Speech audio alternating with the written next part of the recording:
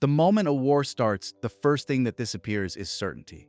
And right now, uncertainty is everywhere.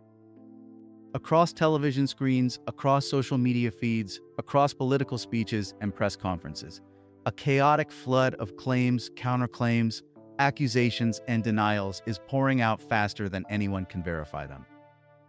One side insists the conflict is nearly over. Another says the worst has barely begun. Some leaders talk about victory. Others talk about survival. And in the middle of all of it, millions of ordinary people are left trying to figure out what is actually happening. Because the war that many feared for years, the confrontation between the United States and Iran, has suddenly become the center of the world's attention. And strangely, at the very moment when tensions appear to be escalating, one of the loudest voices in global politics has gone quiet. For days, President Donald Trump had been everywhere. Press conferences, speeches, statements posted online, warnings directed toward Tehran, promises that the conflict would be swift and decisive. But now, after a series of dramatic developments, the president has largely disappeared from public view. No new briefings, no long speeches, no clear explanation of what happens next. Just silence. That silence is fueling speculation in Washington, in Tehran, and across the world. Some analysts believe it signals that negotiations may be quietly happening behind closed doors. Others think it reflects uncertainty inside the administration itself about how to move forward. And while politicians debate strategy, the situation on the ground appears to be moving in an entirely different direction. Iran, despite heavy pressure and repeated military strikes, is showing no sign that it intends to surrender or back down. Instead, the government in Tehran is sending a different message entirely: defiance. Over the past several days, Iranian officials have repeatedly stated that a ceasefire is not currently on the table. In speeches broadcast across the country, political leaders have framed the conflict not as a temporary crisis, but as a struggle for national survival. And that kind of rhetoric has a powerful effect. Because when a government convinces its population that it is facing an existential threat, internal divisions often disappear. Even critics of the regime begin to rally behind it. Large gatherings have appeared in major cities, including the capital, where crowds have assembled in central squares carrying national flags and portraits of political and religious leaders. State media is portraying these scenes as evidence that the country is united against outside aggression. Whether those gatherings fully represent the feelings of the entire population is difficult to know. But what they clearly show is that the Iranian government is trying to project strength. And projection matters in war, because wars are not fought only with missiles and drones, they are fought with narratives. Every side tries to convince its own citizens and the rest of the world that it is winning, that its opponent is weaker than it appears, that victory is inevitable. And in this particular conflict, the battle of narratives has become almost as intense as the military confrontation itself. One example emerged during a controversial press conference where President Trump claimed that Iran had used advanced weapons against its own civilian infrastructure. The accusation immediately sparked debate among journalists and analysts.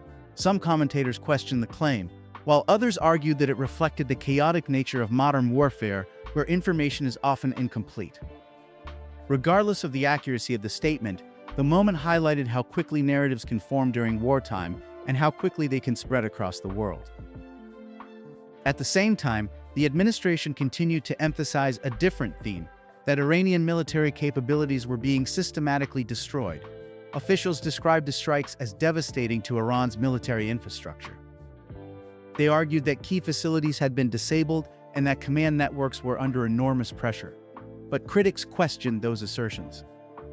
They pointed out that the Iranian government was still operating, still issuing orders, and still launching drones and missiles at targets across the region. If Iran had truly been obliterated, as some rhetoric suggested, then how were those attacks continuing?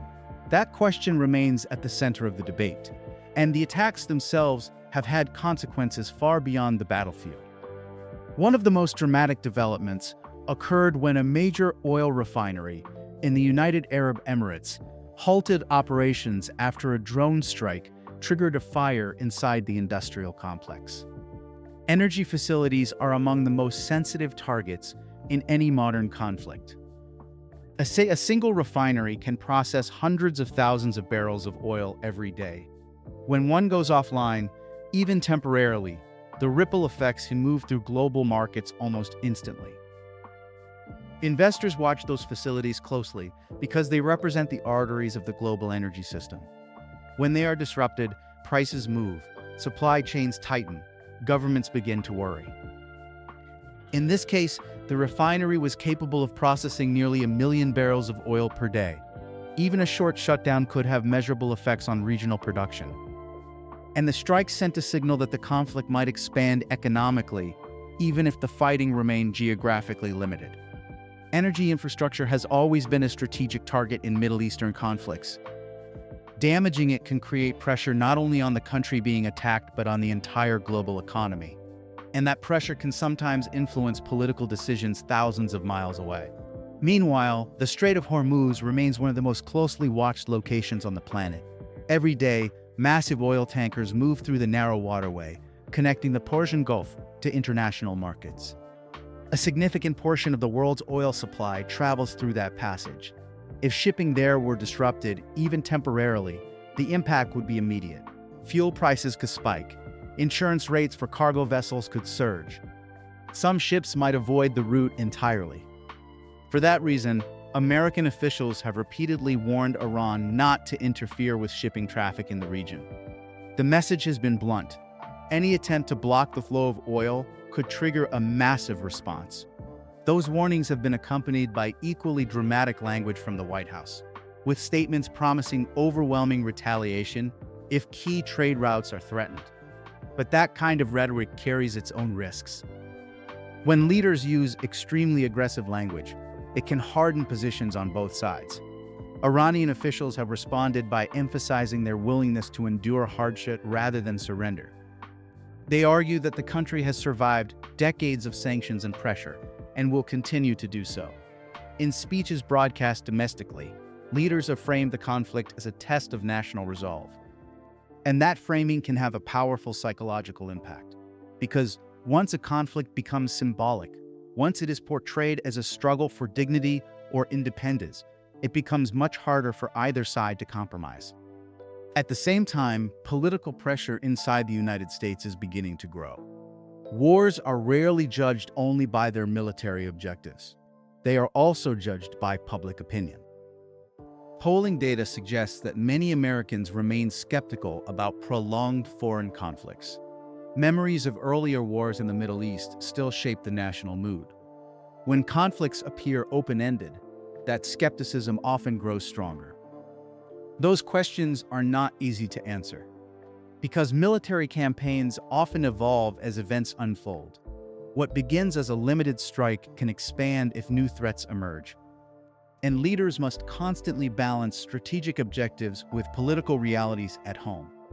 Meanwhile, international diplomacy continues quietly in the background. Behind the scenes, governments around the world are working to prevent the conflict from spreading further. Phone calls between world leaders have increased dramatically in recent days. Some of those conversations focus on military coordination. Others explore possible diplomatic pathways that might eventually reduce tensions. One notable development involved discussions between President Trump and Russian President Vladimir Putin.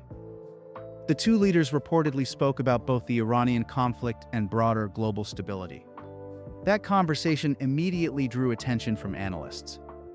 Russia has long-standing relationships with Iran, particularly in areas related to energy and military cooperation. At the same time, Moscow has its own strategic interests that do not always align perfectly with Tehran's. Some observers believe Russia could potentially act as an intermediary in future negotiations. Others remain skeptical, arguing that geopolitical rivalries make such cooperation unlikely. Still, dialogue between major powers often continues even during moments of intense conflict. History shows that many wars include simultaneous battles and negotiations. Missile defense systems have been repositioned across the region as commanders attempt to protect key bases and infrastructure. Advanced interceptors are designed to destroy incoming missiles before they reach their targets. But no system is perfect. When large numbers of projectiles are launched simultaneously, even sophisticated defenses can be overwhelmed. That is why drone swarms and coordinated missile attacks have become common tactics in modern warfare. They exploit the limits of defensive systems. They force defenders to make difficult decisions about which targets to prioritize, and occasionally, some threats slip through. Those moments when defenses fail often produce the images that dominate headlines: burning facilities, damaged buildings, emergency crews responding to explosions. Each image becomes part of the larger narrative battle being fought alongside the military one. For ordinary people watching from afar, the constant stream of conflicting information can feel overwhelming. One report suggests the conflict is winding down. Another warns that it could escalate dramatically. Political leaders offer reassurances. Military analysts urge caution. And somewhere in the middle of those competing messages lies the complicated reality of war. Conflicts rarely unfold according to anyone's original plan. Unexpected events reshape strategies. Alliances shift. Public opinion changes. What seems like a quick operation one week can turn into a prolonged standoff the next. Right now, the world appears to be at one of those uncertain turning points. The United States insists that its operations are limited in scope. Iran insists that it will not yield under pressure. Regional allies are reinforcing their defenses while hoping the confrontation does not spread. And global markets are watching every development with nervous attention.